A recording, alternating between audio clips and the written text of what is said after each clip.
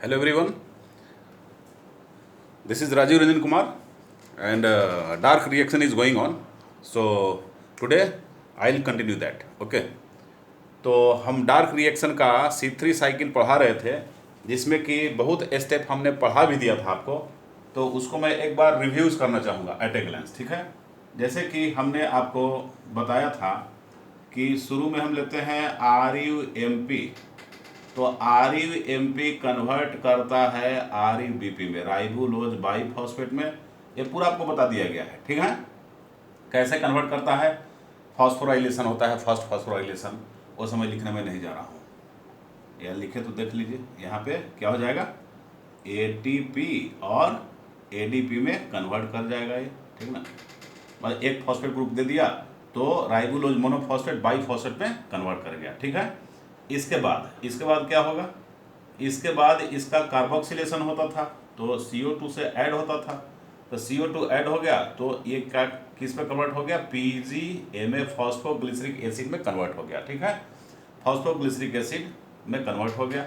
Phosphoglyceric acid को क्या मिला, फॉस्फोग्लिसरिक एसिड फिर ATP से क्या किया, कंबाइन किया और एक ADP बदले में बनाया, तो डाई फॉस्फोग्लिसरिक एसिड में क्या हो गया, कन्वर्ट हो गया। ठीक है, और डाई PGA क्या हुआ कि डाई PGA का फिर से रिडक्शन हुआ, ठीक ना, NADPH2 के द्वारा, तो ये NADP प्लस में चेंज कर गया, अब बदले में H3PO4 क्या हुआ है, निकला है यहाँ से H3PO4, तो डाई PGAL में कन्वर्ट हो गया, डाई PGAL डाई फॉस्फोग्लिसरल डिहाइड में कन्वर्ट हो गया। ठीक, अब हमने आपको ये बताया था कि इस तरीके से इसका 6 साइकिल 6 बार ऐसे ऐसे ऑपरेट होता है पूरा प्रोसेस, तो 6 बार ऑपरेट होगा तो क्या हो जाएगा, यहाँ से ध्यान दीजिए, एक मॉलिक्यूल था तो इसका 2 मोल बनता था। ठीक है, इसका 2 मोल बनता था।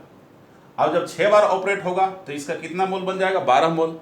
12 मॉलिक्यूल भी आप बोल सकते हैं, मॉलिक्यूल बोलेंगे तो सबके लिए मॉलिक्यूल बोलना पड़ेगा, मोल बोलेंगे तो सबके लिए मोल बोलना पड़ेगा। बस क्या है, मोल बड़ा यूनिट है और मॉलिक्यूल छोटा यूनिट होता है, ये ध्यान रखना है, बाकी सेम प्रोसेस है। तो 12 यहाँ पे हो जाएगा। इस तरीके से इसका भी 12 मोल बना, कितना मोल बना, 12 मोल इसका भी बना। 12 में से 10 चला जाता था रीजनरेशन में, रीजनरेशन ऑफ RUMP, रीजनरेशन में 10 चला जाता था। ठीक है, 10 चला जाता रीजनरेशन में। आपको बताया गया था कि 10 मोल जब रीजनरेशन में चला गया तो 10, ये PGAL कितना कार्बन का होता है, 3 कार्बन कंटेनिंग कंपाउंड होता है, तो 10 मल्टीप्लाइड बाई 3, 30 कार्बन हुआ। 30 कार्बन से आपको RUMP जो 5 कार्बन कंटेनिंग कंपाउंड है कितने मोल्स बन सकते हैं, तो 6 मोल्स बन सकते हैं। ठीक है, तो 6 यहाँ पे 6 से मल्टीप्लाई कर दिया, 6 multiplied by 5 30, 10 multiplied by 3 30, carbon carbon number equal हो गया आपका। ठीक है, तो एक बार 6 से मल्टीप्लाई किया तो सब में आपको 6 से क्या करना पड़ेगा, मल्टीप्लाई करना पड़ेगा। ये पूरा डिटेल मैं पिछले क्लास में पढ़ा चुका हूँ, पिछली वीडियो में, वीडियो नंबर 5 आप देखेंगे फोटोसिंथेसिस का, तो उसमें पूरा पढ़ा दिया हूँ। ठीक ना, डार्क रिएक्शन का है वो। तो अब 6 से सब में मल्टीप्लाई करें, देखिए 6 CO2 इन्वॉल्व होता है फोटोसिंथेसिस में, तो आ रहा है 6 CO2। अब यहाँ पे क्या हो जाएगा, 12 के लिए यहाँ पे क्या हो जाएगा, 12 ATP और 12 ADP। ठीक, और यहाँ पे 12 मोल ऑफ डाई PGA, और यहाँ पे क्या हो जाएगा, 12 NADPH2। ठीक, फिर यहाँ भी क्या हो जाएगा, NADP प्लस का 12 मोल, H3PO4 का भी 12 मोल, तो फिर देखिए इसका भी 12 मोल हो गया। अब ध्यान से इसको अंडरलाइन कर लीजिएगा। ठीक है, इसको अंडरलाइन करना है, इसको अंडरलाइन करने के बाद में इसको अंडरलाइन करना है, फिर इसको अंडरलाइन करना है, और फिर इसको अंडरलाइन करना है, बल्कि बॉक्स बना दीजिए यहाँ। ठीक, बॉक्स बना देना है, क्योंकि यहाँ पे कुछ राज छुपा हुआ है, वो राज सब मैं पिछले क्लास में बता चुका हूँ। ठीक ना, अब 10 में से क्या बचा आपका, 10 में से 2 बचा, 2 मोल बचा। ठीक है, 2 मॉलिक्यूल या 2 मोल इसका बचा डाई PGAL का। ठीक, यहाँ से आगे हमें जाना था और उसी को एक्सप्लेन करना था। हमने आपको कहा था कि नेक्स्ट वीडियो में बाकी के चेन को मैं एक्सप्लेन करूँगा। ठीक है, तो ये 6 बार चला, 6 बार चला तो 10 इधर और 2 इसका बच गया, दो बचा, तो दो में से एक तो बिल्कुल PgAl के ही फॉर्म में रह गया। PgAl, PgAl means phosphoglyceraldehyde. PgAl को क्या बोलते हैं? फॉस्फोग्लिसरल्डिहाइड बोलते हैं। PgAl का पूरा नाम है फॉस्फो डाई-PgAl, ये डाई-PgAl है, ध्यान से, डाई-PgA, sorry PgAl, sorry, very sorry. तो ये क्या है? PgAl। PgAl को हम बोलते हैं 3-फॉस्फोग्लिसरल्डिहाइड, ग्लिसरल्डिहाइड, ठीक है, 3-फॉस्फोग्लिसरल्डिहाइड बोलते हैं इसको, 3-फॉस्फोग्लिसरल्डिहाइड इसको बोलेंगे, ठीक है। मतलब ये हुआ कि PgAl के 2 मोल में से 1 मोल तो वैसे ही रह जाएगा एज यूजुअल, और 1 मोल का कन्वर्जन इसके एक आइसोमर के फॉर्म में होता है, ठीक है। उस आइसोमर को हम बोलते हैं DIHAP,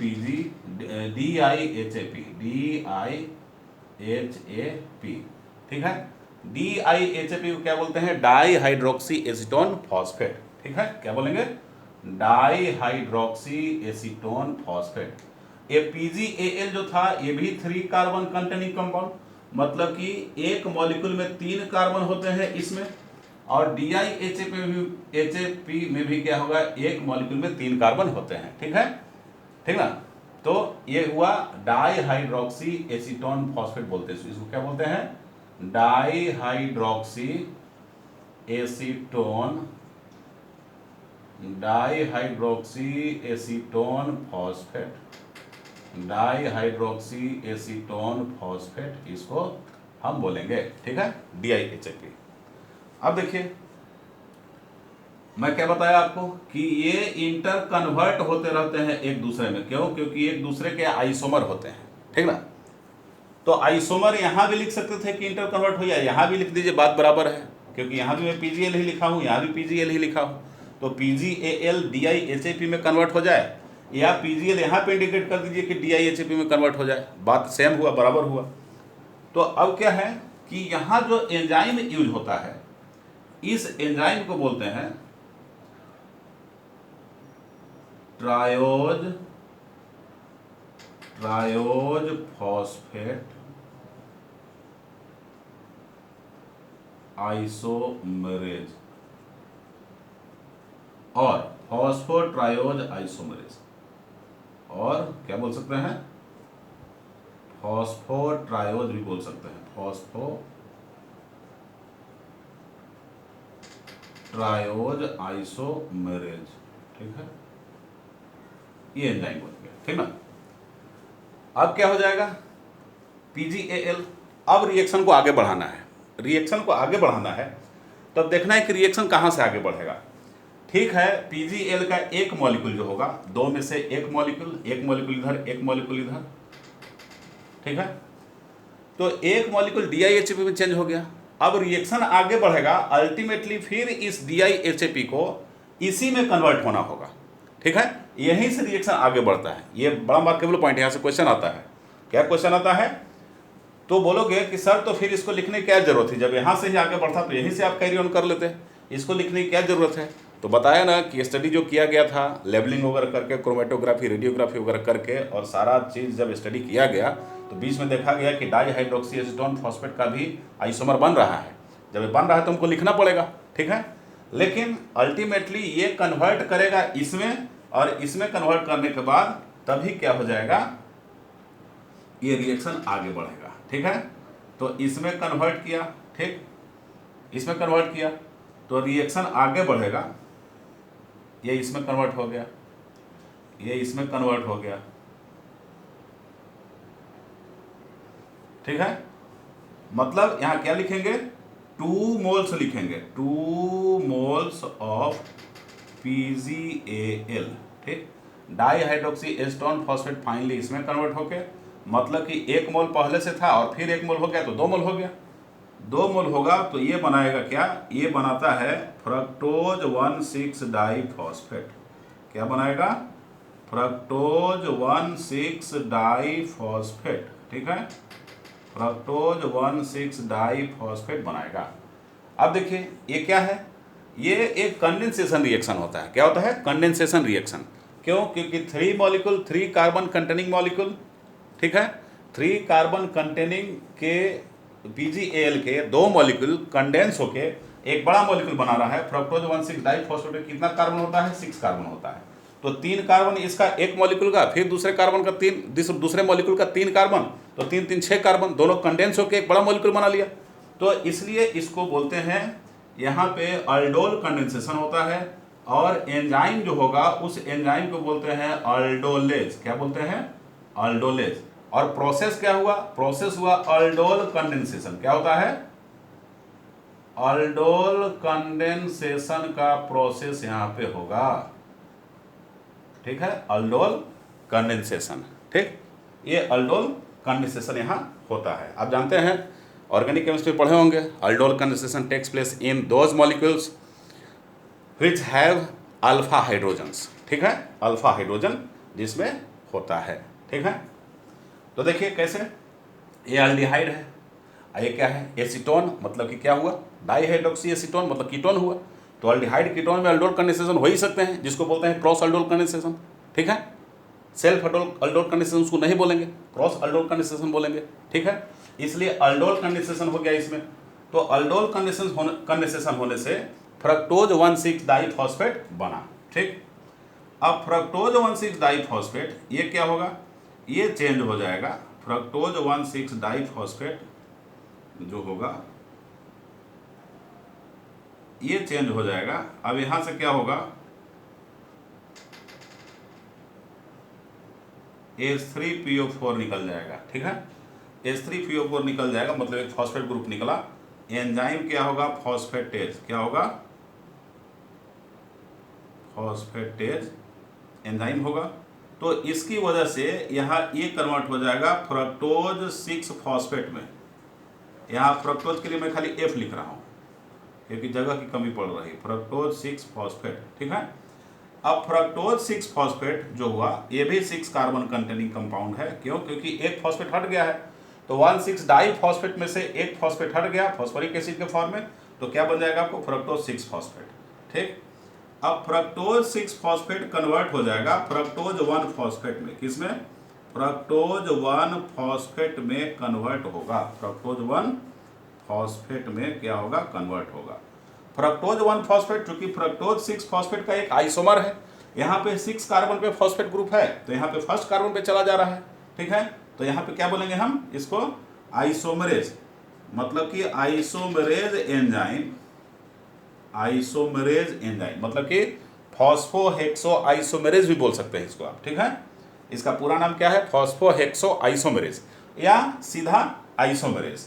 ठीक है, तो आइसोमेरेज एंजाइम के हेल्प से इसका आइसोमर, अपने खुद के आइसोमर फ्रक्टोज 1 फॉस्फेट में क्या हो गया? कन्वर्ट हो गया।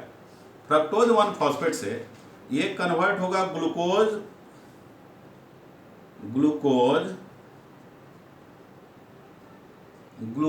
1 फॉस्फेट में। ग्लूकोज 1 फॉस्फेट में क्या होगा? कन्वर्ट हो जाएगा। ग्लूकोज 1 फॉस्फेट जब कन्वर्ट होगा तो यहां भी आइसोमरेज एंजाइम ही काम करेगा। क्या एंजाइम काम करेगा? आइसोमरेज एंजाइम का काम करेगा। ठीक है, अब ग्लूकोज 1 फॉस्फेट पे फॉस्फेटेज एंजाइम क्या होगा? एक्ट करेगा। क्या एक्ट करेगा? फॉस्फेटेज एंजाइम एक्ट करेगा। तो ये कन्वर्ट हो जाएगा ग्लूकोज में। किस में कन्वर्ट हो जाएगा? ग्लूकोज में। ध्यान से देखिए, एक मॉलिक्यूल ग्लूकोज का बना, 6 carbon containing compound, 6 carbon containing compound glucose का बना। ठीक है, ग्लूकोज का बन गया। अब यहां से ध्यान देना है कि फ्रक्टोज 1 फॉस्फेट और ग्लूकोज 1 फॉस्फेट ये दोनों कंबाइन भी हो सकते हैं। दोनों कंबाइन करके आपको सुक्रोज बना सकता है। क्या बनाएगा? ये सुक्रोज बनाएगा। जैसे ध्यान से, ये जो फ्रक्टोज 1 फॉस्फेट हुआ और ग्लूकोज 1 फॉस्फेट हुआ, ये दोनों कंबाइन करके सुक्रोज भी बना सकता है। याद रखिएगा, फ्रक्टोज 1 फॉस्फेट और ग्लूकोज 1 फॉस्फेट ये दोनों कंबाइन करके क्या बना सकते हैं? ये दोनों कंबाइन करके सुक्रोज भी बना सकते हैं। ये सुक्रोज क्या हो गया? सुक्रोज। अच्छे से लिख देता हूं, सुक्रोज क्या बनाएगा? सुक्रोज, आप जानते हैं ना सुक्रोज की डाइसैकेराइड होता है सुक्रोज, ये सुक्रोज बना दिया, ये दोनों सुक्रोज बना सकते हैं। Enzyme same phosphatase, same enzyme phosphatase, कौन सा एंजाइम? एंजाइम वही फॉस्फेटेज एक्ट करेगा, मतलब कि फोटोसिंथेसिस में ग्लूकोज तो बनता ही है, ग्लूकोज ना बन के ये भी हो सकता है कि एक लाइन में भी बन जाए कि ग्लूकोज 1 फॉस्फेट और फ्रक्टोज 1 फॉस्फेट कंबाइन करके और सुक्रोज बना ले, ठीक है। तो अल्टीमेटली आप क्या देख रहे हैं कि ग्लूकोज बना और ये सुक्रोज भी बना सकते हैं, एकदम ध्यान से समझने की जरूरत है, ठीक है। तो इस तरह का क्या हुआ, ये पूरा का पूरा आपका रिएक्शन हो गया। और ध्यान दीजिए ये जो पीजीए था यहाँ से लेके, ये पीजीए से लेके, ठीक है, पीजीए से लेके ये पूरा प्रोसेस ग्लाइकोलाइटिक रिवर्सल तक आता है, ग्लूकोज तक, ठीक है। पीजीएल से लेके पूरा प्रोसेस एक ग्लाइकोलाइटिक रिवर्सल में आता है, किस में आता है? ग्लाइकोलाइटिक रिवर्सल में आता है, ठीक है। तो ये क्या हो गया? Glycolytic reversal. तो इस पीजीए से लेके, ये जो पीजीए वाला रिएक्शन है, इस पीजीए से लेके पूरा का पूरा रिएक्शन, ये जो देख रहे हैं, ये पूरा कंप्लीट रिएक्शन एकदम जो हुआ, इधर तक जो गया, एक कंप्लीट रिएक्शन जो हो गया आपका, ठीक है। एक कंप्लीट रिएक्शन क्या हो गया? एक कंप्लीट रिएक्शन जो हुआ ये ग्लाइकोलाइटिक रिवर्सल में आता है, किस में आता है? ग्लाइकोलाइटिक रिवर्सल में आता है, ध्यान से एकदम, ये देखिए, मतलब पीजीए से लेके ये सब पूरा पूरा एकदम जा रहा है, ऐसे देख लो, ये सब पूरा, ये सब ऐसे होते हुए ये आया, ये आया, फिर यहाँ से होते हुए ऐसे, फिर ऐसे गया, फिर ऐसे गया, यहाँ पे आ गया। तो ये पूरा रिएक्शन जो हुआ इसको बोलते हैं ग्लाइकोलाइटिक रिवर्सल। क्या बोलते हैं? Glycolytic reversal. यहाँ लिख देता हूँ, इस पूरे रिएक्शन को हम बोलते हैं ग्लाइकोलाइटिक रिवर्सल, ग्लाइकोलाइटिक रिवर्सल, ठीक। तो ग्लाइकोलाइटिक रिवर्सल में क्या क्या हुआ देखिए, बताते हैं आपको। ये था आपका फर्स्ट फॉस्फोराइलेशन, ठीक है, पहले बताया जा चुका है। फर्स्ट फॉस्फोराइलेशन के बाद में ये कार्बोक्सिलेशन है, ठीक है, मतलब फर्स्ट फॉस्फोराइलेशन और कार्बोक्सिलेशन और रीजनरेशन, 3 फेज ग्लाइकोलाइटिक रिवर्सल में नहीं है। अब इसको छोड़ के पीजीए से आइए, पीजीए का क्या हुआ? सेकेंड फॉस्फोराइलेशन हुआ। तो क्वेश्चन पूछ देगा आपको कि सेकेंड फॉस्फोराइलेशन बिलोंग्स टू, तो क्या बोलेंगे? Glycolytic reversal. या ये बोल देगा which one of the following belongs to the glycolytic reversal? First phosphorylation, second phosphorylation, और फिर फोर्थ ऑप्शन क्या दे देगा? कार्बोक्सिलेशन, थर्ड ऑप्शन, और फोर्थ ऑप्शन क्या दे देगा? रीजनरेशन। तो क्या बोलेंगे? Second phosphorylation. फर्स्ट फॉस्फोराइलेशन ये था, मैंने पहली बार एटीपी जब जुड़ा था, सेकेंड फॉस्फोराइलेशन ये है। तो सेकेंड फॉस्फोराइलेशन जो होता है मतलब दूसरी बार एटीपी जुड़ रहा है, ठीक है। तो ये सेकेंड फॉस्फोराइलेशन जो हुआ ये क्या हो जाएगा? ये ग्लाइकोलाइटिक रिवर्सल में आता है, इसको याद रखिएगा, ठीक है। अब सेकेंड फॉस्फोराइलेशन है, इसके बाद ये क्या, ये स्टेप होता था? रिडक्शन, ठीक है, रिडक्शन होता था। तो रिडक्शन वाला स्टेप भी क्या है? ग्लाइकोलाइटिक रिवर्सल में आता है। ये सब पूछ देगा, इसे सब स्टेरिक स्टार मार्क वाले क्वेश्चन है, ठीक। ये भी पूछ देगा कि ग्लाइकोलाइटिक रिवर्सल में कितना फॉस्फोरिक एसिड का मॉलिक्यूल बनता है एक ग्लूकोज को बनाने में? तो 12H3PO4 बनता है, ठीक है। इसके बाद पूछा जाएगा कि ये जो अल्डोल कंडेंसेशन था ये किसका पार्ट है? ये भी ग्लाइकोलाइटिक रिवर्सल का पार्ट है, जिसमें कि एक PgAl का और एक मतलब 2 PgL का मॉलिक्यूल कंडेंस करते हैं, ठीक ना।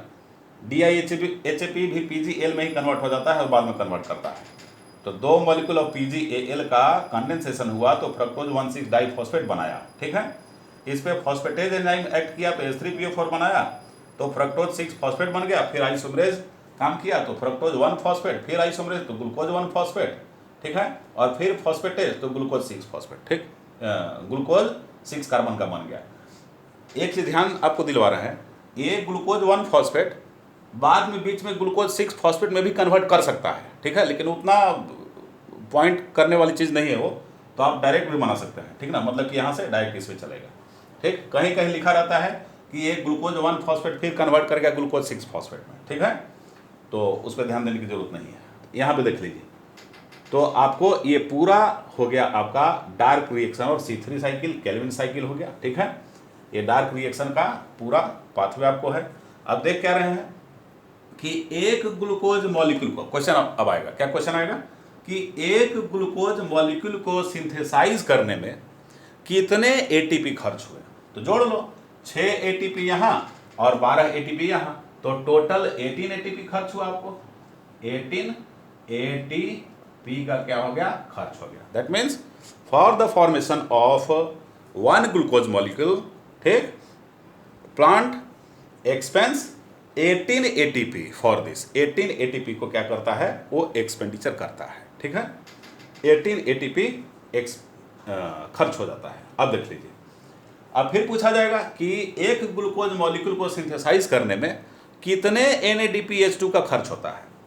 तो कितने NADPH2 का खर्च होता है, यहां मैं NADH2 लिखा हूं, NADPH2 आप लोग लिख लीजिएगा, NADPH2, ठीक है। तो कितने NADPH2 का खर्च होता है, तो 12 NADPH2 का। फिर एक ग्लूकोज मॉलिक्यूल के लिए 12 NADPH2 का क्या होता है, खर्च होता है, ठीक है। 12 NADPH2 का खर्च होता है, ठीक है। तो ये हो जाएगा, ठीक है ना। चलिए, एक ग्लूकोज मॉलिक्यूल को सिंथेसाइज करने के लिए कितना मॉलिक्यूल कार्बन डाइऑक्साइड, तो 6 मॉलिक्यूल, ठीक। ये तो पहले से पता है, सबको पता रहता है कि 6 मॉलिक्यूल का क्या होता है, ये बनता है, ठीक ना।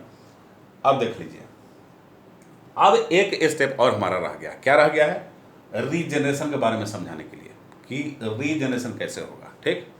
और आपको बता दे रहे हैं कि पहला प्रोडक्ट क्या था, आपको पिछले लेक्चर में बताया था हमने कि ये 3 कार्बन कंटेनिंग कंपाउंड होता है फॉस्फोग्लिसरिक एसिड, ठीक है। 3 कार्बन कंटेनिंग कंपाउंड होता है फॉस्फोग्लिसरिक एसिड, इसीलिए इस पाथवे को C3 पाथवे और C3 साइकिल भी बोलते हैं, ठीक है। और जान लीजिए, most of the plants in this world और बायोस्फीयर आर C3 प्लांट्स। क्या है वो, C3 प्लांट्स है। Means they perform C3 cycle, due to which they are called as C3 plants, ठीक है। तो हम क्या बोलेंगे, मोस्ट ऑफ द, लिख लीजिए आप, इस चीज को लिख लें, इसको आप लोग बोले तो मिटाता हूं इसको, ठीक ना, इसको मिटाया।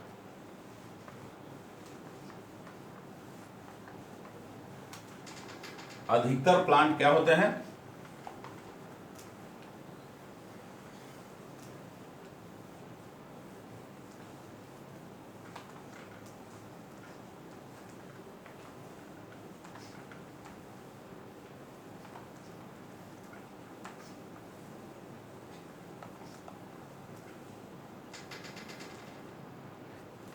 अधिकतर क्या होता है, मोस्ट, पहले लिख देते हैं प्लांट्स, प्लांट्स विच परफॉर्म, जो परफॉर्म करते हैं C3 cycle are called as, उसको क्या बोलते हैं, कॉल्ड एज C3 प्लांट्स। क्या बोलते हैं उसको, C3 प्लांट्स, ठीक। और फिर क्या लिखेंगे, फिर लिखेंगे कि most of the plants in this biosphere, biosphere मतलब धरती पे, पृथ्वी पे, in this biosphere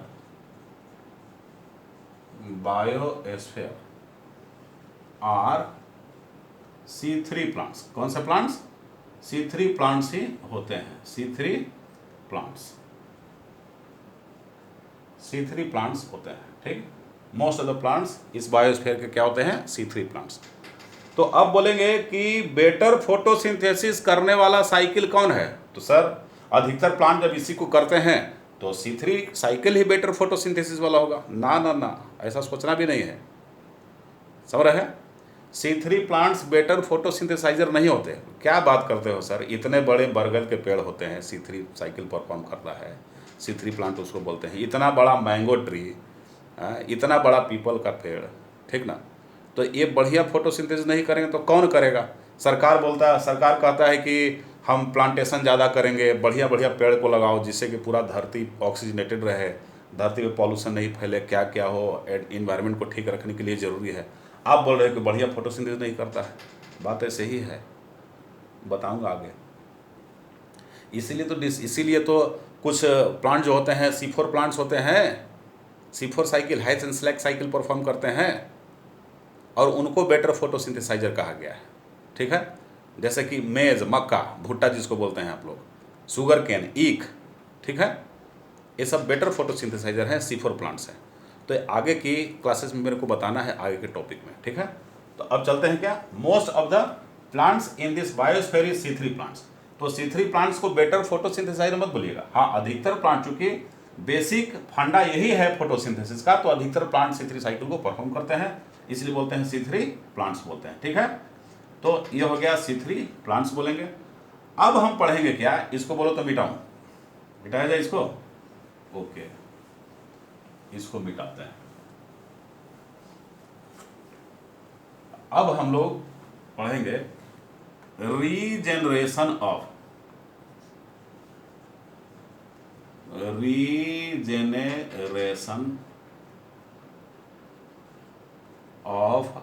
RUMP।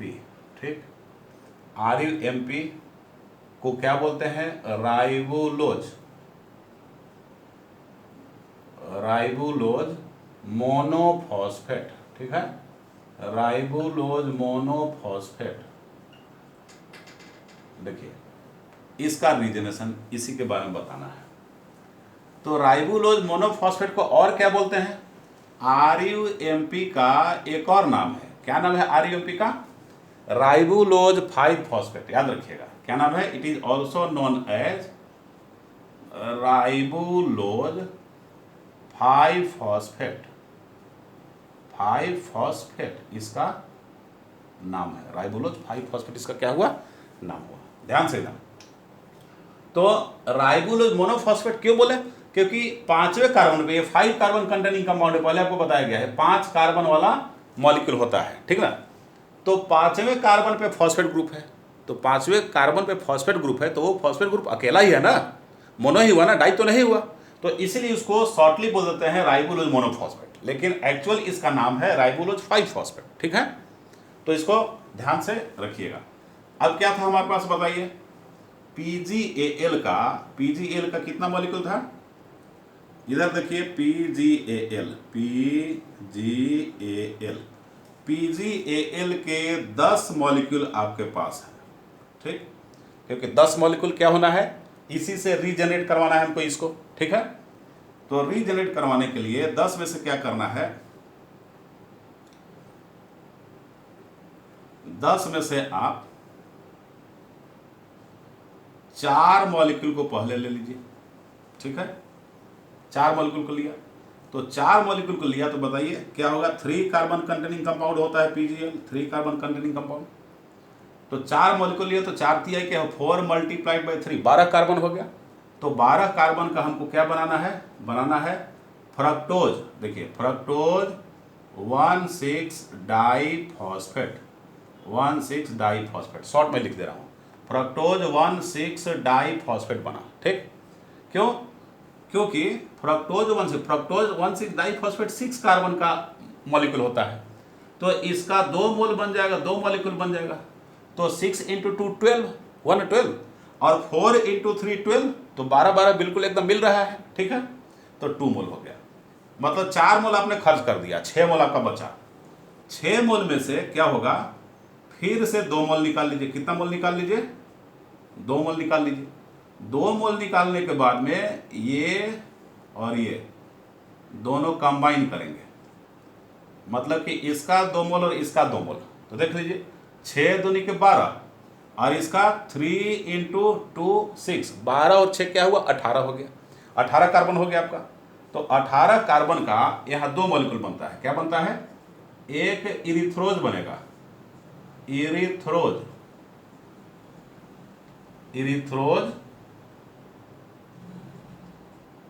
4 phosphate बन जाएगा, और प्लस, ठीक, इरिथ्रोज 4 फॉस्फेट के 2 मॉलिक्यूल बनते हैं। कितने मॉलिक्यूल, 2 मॉलिक्यूल, और एक जाइलूलोज 5 फॉस्फेट बन जाएगा। ठीक है, इसके भी 2 मॉलिक्यूल बनते हैं। ठीक, इरिथ्रोज 4 फॉस्फेट क्या है, ये 4 कार्बन कंटेनिंग कंपाउंड है। कितना कार्बन वाला, 4 कार्बन वाला। ठीक है, और जाइलूलोज 5 फॉस्फेट कितना कार्बन का है, 5 कार्बन का। देखिए, कार्बन कार्बन बस खाली टैली कराते जाना है। 6 × 2 12 कार्बन, और क्या 3 × 2 6 कार्बन 18 कार्बन होना चाहिए। तो 18 कार्बन कैसे होगा, 4 और 2 4 × 2, ठीक है। तो 8 कार्बन यहां से हो गया, और 5 × 2 10 कार्बन, तो 18 कार्बन बिल्कुल बैलेंस हमको मिल रहा है, ठीक है। मतलब कि रिएक्शन हमारा सही जा रहा है।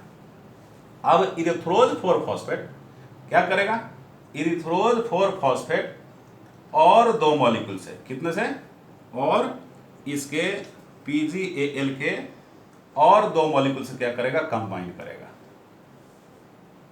देखिए कंबाइन करेगा, इसके 2 मॉलिक्यूल से कंबाइन करेगा। तो देखिए 4 2 6 और 2 8, ठीक है। 8 का कंजम्पशन हो गया है, 2 का और कंजम्पशन करवाना है, ठीक है।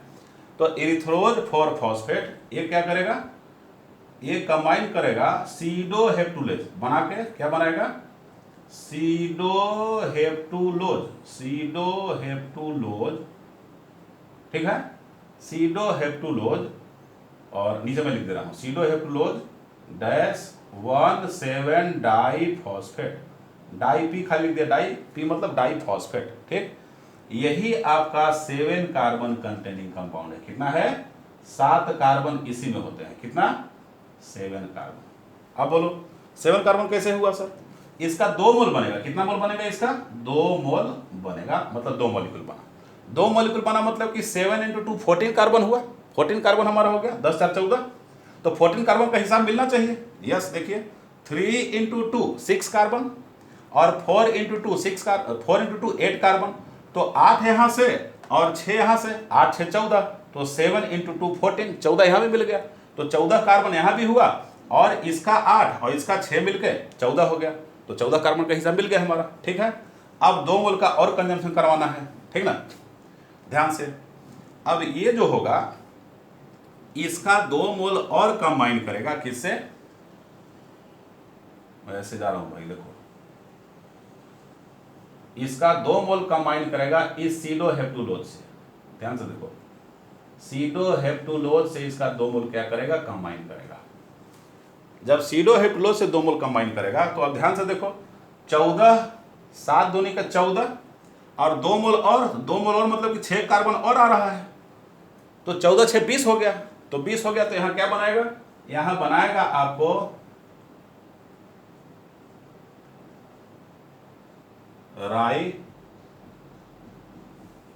राइबोज 5-फॉस्फेट, राइबोज 5-फॉस्फेट, और बनाएगा क्या, जाइलुलोज 5-फॉस्फेट, जाइलुलोज 5-फॉस्फेट, ठीक है, 5-फॉस्फेट ये बन गया। राइबोज 5-फॉस्फेट का कितना, ये 5 कार्बन कंटेनिंग कंपाउंड है, और जाइलुलोज 5-फॉस्फेट 5 कार्बन कंटेनिंग कंपाउंड है। तो 5 5 10, इसका भी 2 मोल बनेगा, कितना मोल बन जाएगा, इसका भी 2 मोल्स, और इसका भी 2 मोल्स। ध्यान से 20 कार्बन का हिसाब मिलना चाहिए, कैसे, 7 × 2 14, ठीक है 14, तो 2 मोल यहां, 3 कार्बन कंटेनिंग का 2 मॉलिक्यूल, तो 3 × 2 6, ठीक।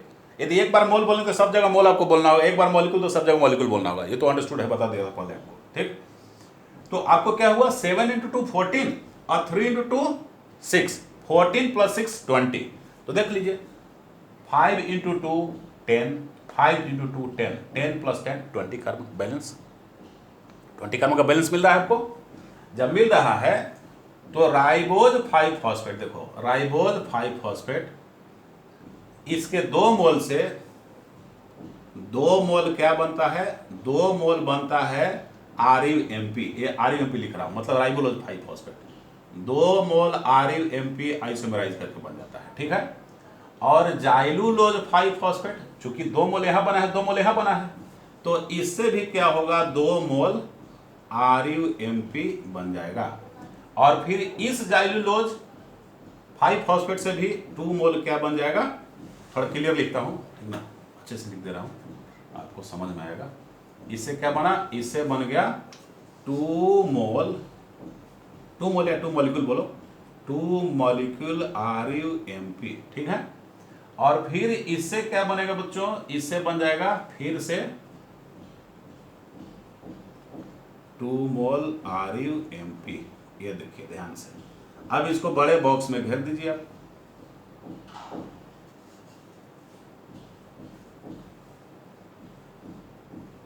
इसको बड़े बॉक्स में घेर दो, घेर दो। क्या आपको यहां पे 2 2 4 2 6